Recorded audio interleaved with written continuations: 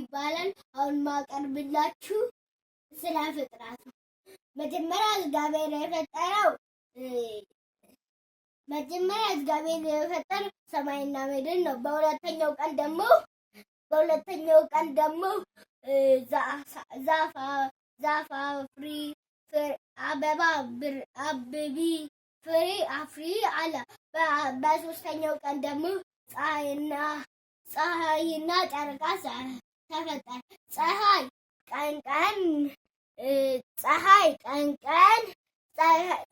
ቀን ቀን ታብራ ተባለ።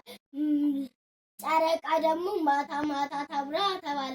በአራተኛው ቀን ደግሞ አዕዋፋትና እንስሳት ተፈጠሩ። አዕዋፋት በሰማይ እንዲበር አዘዘ።